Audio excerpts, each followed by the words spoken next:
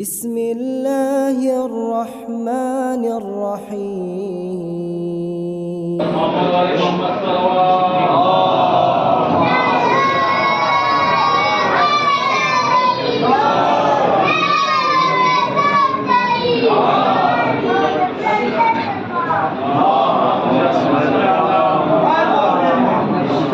رحم اللہ من قرأ الفاتحہ.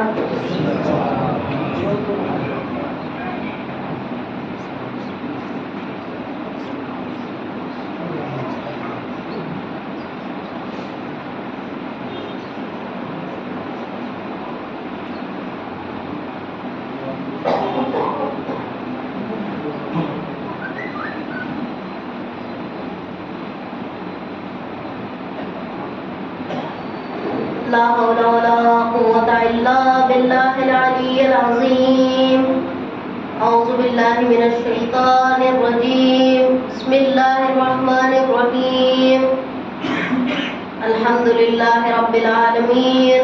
الصلاة والسلام والتحية والإكرام على أشرف الأنبياء والمرسلين أبي القاسم محمد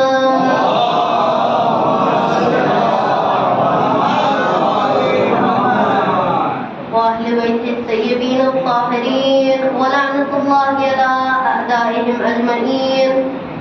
أما بعد فقد قال الله تعالى في القرآن الكريم: وما أرسلناك إلا رحمة للعالمين. صلوات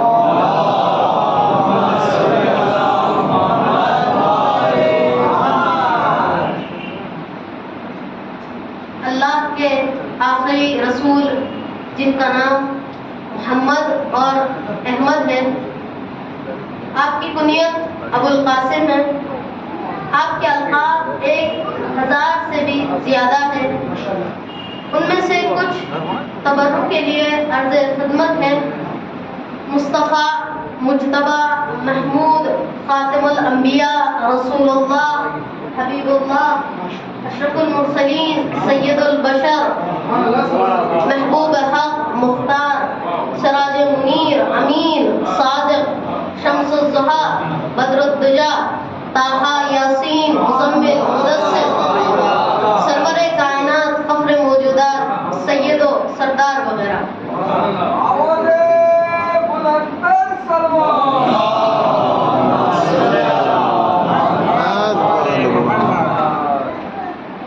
شہر مکہ خاموشیوں اور تاریکیوں میں ڈوبا ہوا تھا. زندگی کے آثار دور دور تک نظر نہیں آ رہے تھے. البتہ چاند اپنے عادت کے مطابق دھیرے دھیرے پہاڑوں کے اوٹ سے گزرتا ہوا ذرا بلندی پر آ گیا تھا اور اپنی ٹھنڈی ٹھنڈی شعاعیں مکے کے سادہ اور معمولی گھروں اور ریگستانی ذروں پر بکھیر رہا تھا. رفتہ رفتہ آدھی رات گزر گئی اور حجاز کے جلتے جھلستے ہوئے صحراؤں پر ٹھنڈی ٹھنڈی ہوائیں چلنے لگی اور ذرا دیر کے لیے ریگستانوں کے سینوں میں لگی آگ ٹھنڈی ہوئی. ریاکاری سے دور خلوص کے اس بزم میں ستاروں کی موجودگی نے جس میں اور اضافہ کر دیا تھا. صبح ہو چکی تھی. نسیم سحر آہستہ آہستہ چل رہی ہے. نسیم سحر آہستہ آہستہ چل رہی ہے. مرغان خوش آواز سحرانگیز نغمے فضا میں منتشر کر رہے ہیں، گویا کسی معشوق سے راز و نیاز کر رہے ہیں. افق مکہ پر سپیدہ سحری نمودار ہونے والا ہے، مگر ساری شہر پر ایک مبہم سا سکوت طاری ہے اور سب گہری نیند سو رہے ہیں. ہاں، صرف آمنہ بیدار ہے. ناگہاں چند نامعلوم مگر نورانی عورتیں ان کے کمرے میں آئیں. ان کی خوشبو نے جناب آمنہ کو متحیر کر دیا. یہ کون ہے؟ یہ کس طرح یہاں آئی ہے؟ کیونکہ دروازہ تو بند ہے. تھوڑی دیر گزری تھی کہ ان کا فرزند عزیز متولد ہوا، جس کا مہینوں سے انتظار تھا. 17 ربیع الاول اپنے بچے کی کر جناب آمنہ کی آنکھیں چمک اٹھی اور دل باغ باغ ہو گیا۔ جس وقت آپ کی ولادت ہوئی اس وقت زمین اور آسمان میں ایسے عجائبات و معجزات خدا کے طرف سے ظاہر ہوئے، خاص کر مشرق میں اس وقت کا تہذیب و تمدن کا مرکز تھا۔ یہ حوادث خبر رسانی کا اس وقت اس سے سریع ذریعہ تھے، جس سے یہ معلوم ہو گیا کہ دنیا میں کوئی عظیم واقعہ ہوا ہے۔ یہ بچہ تمام فرسودہ رسم و رواج کا خاتمہ کرنے والا اور ایک نئی تہذیب کی بنیاد رکھنے والا تھا۔ انسانوں کو سعادت کی شاہراہ پر گامزن کرنے والا تھا، لہذا ولادت کے پہلے ہی دن سے فرسودہ جاہلی نظام کے لیے خطرے کی گھنٹیاں بجنے لگی۔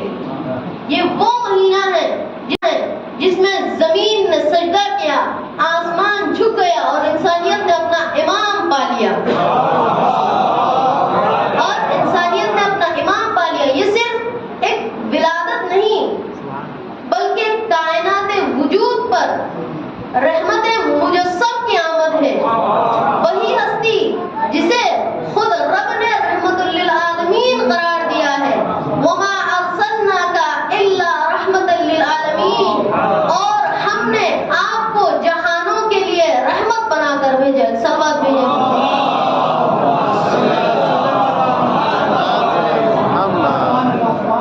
یہ صرف ایک تاریخی یادگار نہیں، یہ ایک تحریک بعثت ہے جس نے دنیا کو ظلمت سے نور کی طرف، جہالت سے علم کی طرف اور نفرت سے الفت کی طرف موڑ دیا۔ یہ انسانی تاریخ کا وہ موڑ ہے جہاں ولادت، بعثت اور ہجرت جیسے انقلابی واقعات نے انسانیت کو بیدار کیا۔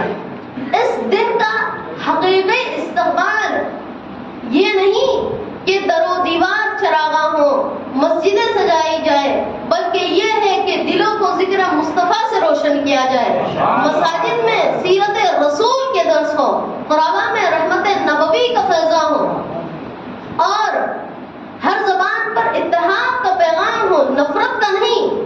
اگر ہم واقعی میلاد النبی اور جشن منانا چاہتے ہیں تو ہمیں اپنی زندگی کو رسول کے آئینے میں، نبی کریم کے آئینے میں دیکھنا ہوگا۔ کیا ہماری روئے، ہماری گفتار، ہمارا کردار اس نبی کے اخلاق جیسا ہے جو پتھر کھا کر بھی دعا دیتا تھا، جو دشمنوں کے لیے بھی ہدایت مانگتا تھا، جو دشمنوں کے لیے بھی ہدایت مانگتا تھا؟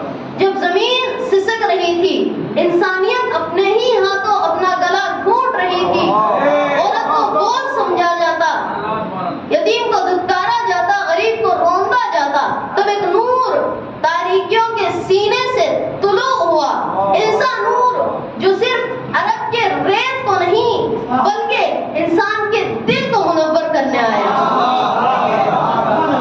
انسان کے دل کو منور کرنے آیا۔ سچائی اور امانت داری سیرت محمد کی بنیاد ہے۔ یہ سیرت محمدی کا پہلا اور بنیادی باب ہے۔ یہ وہی باب ہے جس سے ہر مسلمان کی سیرت کا دروازہ کھلتا ہے۔ سچائی اور امانت داری سے انسان کا اخلاق مکمل ہوتا ہے۔ نبوت سے پہلے مکی کی تنگ گلیوں میں ایک نام، ایک صدا، ایک صفت ہر دل کی زبان پر تھی: الصادق، الامین، سچا اور امانت دار۔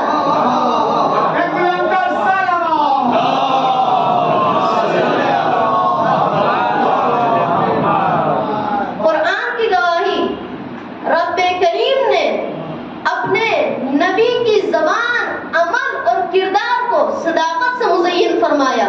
وصدق بما جاء به، یعنی اور جس نے سچ لایا اور جس نے اس کی تصدیق کی اور حضرت اسماعیل کی سچائی کا ذکر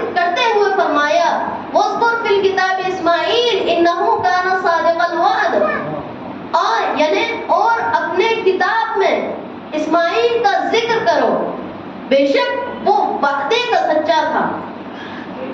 یہ وہ وصف ہے جو بدرجہ اتم حضرت محمد مصطفیٰ صلی اللہ علیہ وسلم میں موجود ہے، جس کی تصدیق نہ صرف صحابہ نے کی بلکہ دشمنوں نے بھی دل سے کی۔ قریش کے مکار دلوں کو بھی رسول کی سچائی جھکنے پر مجبور کر دیا۔ آپ کی جوانی کے زمانے میں ہی اہل مکہ آپ کو الصادق الامین کہہ کر پکارنے لگے۔ جب کعبے کی تعمیر کے دوران اور قبائل میں جھگڑا ہوا کہ کون حجر اسود کو نصب کرے گا، تو یہ فیصلہ ہوا کہ جو شخص مسجد میں پہلے داخل ہوگا وہی فیصلہ کرے گا۔ رسول خدا داخل ہوئے، سب پکار اٹھے، یہ محمد ہے الصادق الامین۔ آپ نے چادر میں حجر اسود رکھا، سب قبائل کے سرداروں سے کنارے پکڑوائے اور پھر خود اپنے ہاتھوں سے حجر اسود کو اس کے مقام پر رکھا۔ تصادم بچ گیا اور صداقت جیت گئی۔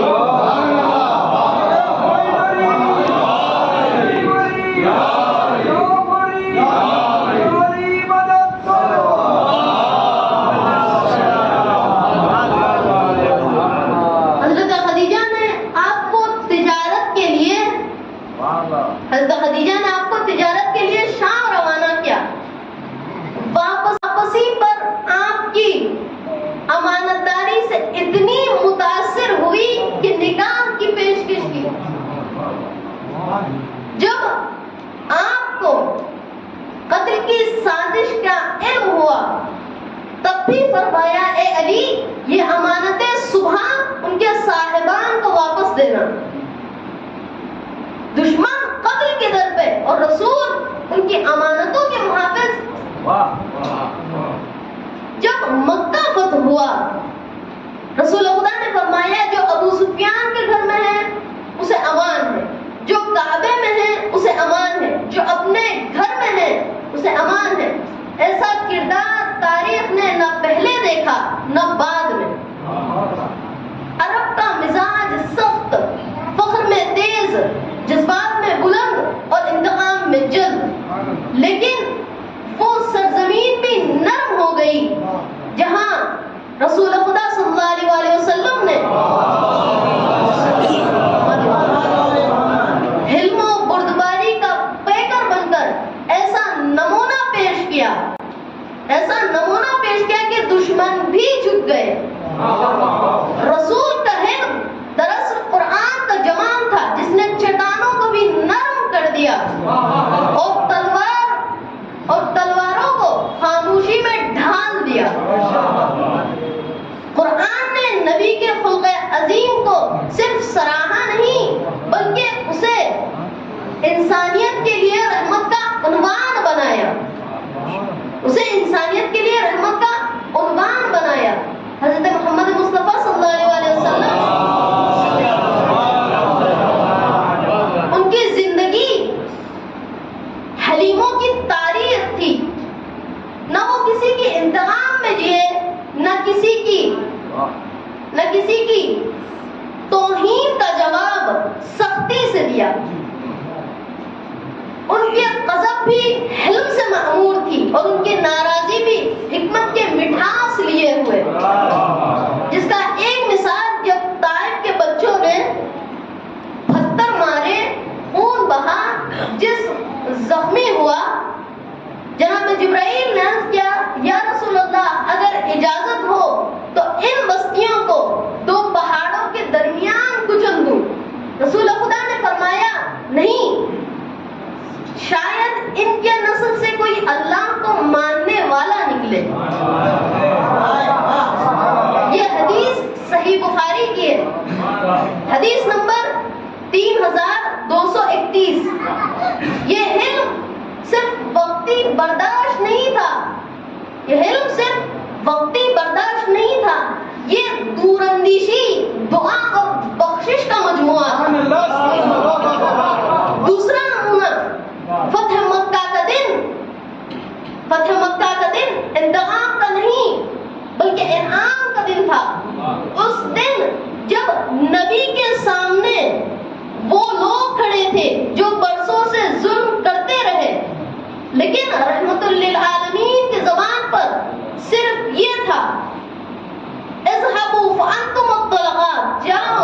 سب آزاد ہوں۔ یہی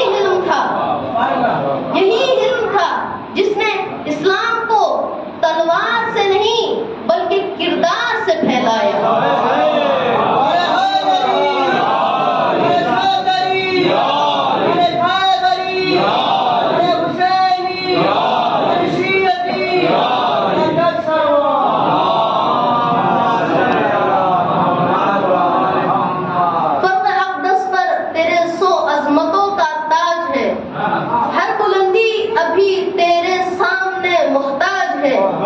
ایک شب کا ذکر کیا اے جانے والے عرش پر، تیری پوری زندگی معراج ہی معراج۔ وآخر دعوانا الحمدللہ رب العالمین۔ اے رب مصطفیٰ، ہمیں وہ وسعت ظرف جو تیری محبوب کی امتیاز کی عطا فرما، ہمیں برداشت اور درگزری کا حوصلہ عطا فرما۔